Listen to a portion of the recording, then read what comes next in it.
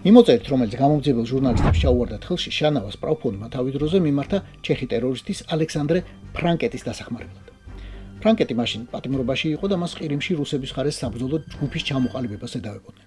ამ წერილების თანახმად, პრავფონდს, ანუ რუსულ სპეცსამსახურებს, ფული შანავას ანგარიშზე რუსეთში უნდა ჩაერიცხათ, მას კი შესაბამისი თანხა ჩეხეთში უკვე ჩეხური ანგარიშიდან გამოეტანა და გადაეხადა ფრანკეტის ადგილობრივი ადვოკატებისთვის.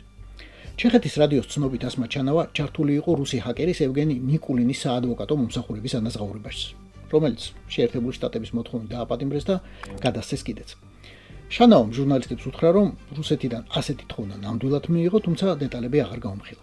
ყველაფერი რაც აქამდე მოგიღებით და კიდევ მოგიყვებით, დოკუმენტურად არის დადასტურებული. ჟურნალისტთა საერთაშორისო ჯგუფმა მოიპოვა წოდომა პრავფონდის 50,000-მდე ელექტრონულ წერილსა და 20,000-ზე მეტ დოკუმენტზე. რეპორტერები დაუკავშირდნენ თავად ასმა ჩანავასაც, მან დაუდასტურა ინტერვიუზე მივიღეთ თქვენი თხოვნა, მაგრამ ადვოკატის გარეშე ხმის ამომღები არ ვარო. დასკვნამ რუსულ სპეცსამსახურებს ძალიან გრძელი საცეცები აქვთ. სადმე ქართულ რესტორანში ხაჭაპურის ჭამისასაც შეიძლება ყელზე დაგარგეთ. და ეს არაა ამ ამბის დასასრული. 28 ჟურნალისტური ორგანიზაციის გამოძიებაში საუბარია ასმა ჩანავას კიდევ ერთ კრიმინალურ კავშირზე. ჟურნალისტების საერთაშორისო ჯგუფის გამოძიების თანახმად, ჩეხეთში ქართული რესტორნის მფლობელს ასმა ჩანავას კიდევ ერთი ბიზნეს პარტნიორი იყო საქართველოსა და ისრაელის მოქალაქე იონაჰან ელიგულა. მათ კურორტ კარლოვი ვარიში ღია კინოთეატრი უნდა მოეწყოთ. ოღონდ ერთობლივი ბიზნესი ახლა შეჩერებულია, რადგან ელიგულა და მისი შვილი გამოძიების ფედერალურმა ბიურომ იარაღის კონტრაბანდის ბრალდებით ჩარჩან დააპატიმრა. კაბოტონი ასმათი ამბობს, რომ ყველა სასამართლოში უჩვილებს. საინტერესო პროცესი იქნება ნამდვილად.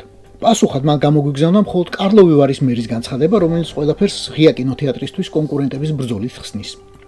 მაგარი ომი ყოფილა კარლოვი ვარის ღია კინოსთვის, თუ ელიგულა კონკურენტებმა FBI-ს ამერიკაშიც კი დააპატიმრებინეს. ახლა სერიოზულად.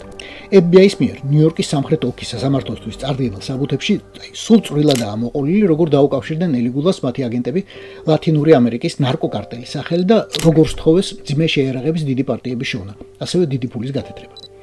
ელიგულამ $500,000-ზე მეტი გაუთეთრა, კრიპტოვალუტად უქცია და კარგი საკომისიო სპასა დაუბრუნა. გაუგზავნა ასევე იარაღის სია, რის მიყიდვად შეეძლო. მათ შორის გადასატანის საზეიმტო სისტემების სტინგერი, ჯავშან საწინააღმდეგო ყუმბარპორცნები ჯაველინი, EIT-4 და კარლ-გუსტავი. სრულკალიბრიანი სნაიპერული იარაღი, ხელყუმბარები, ქვეით საწინააღმდეგო ნაღმები, კამიკაძე დრონები, სხვადასხვა კალიბრის ყუმბარპორცნები, ტყვია-წამალი, M4 ტიპის შაშხანები. ისიც უთხრა ამასიანად, ასეთი აფრიკაში გავყიდეო.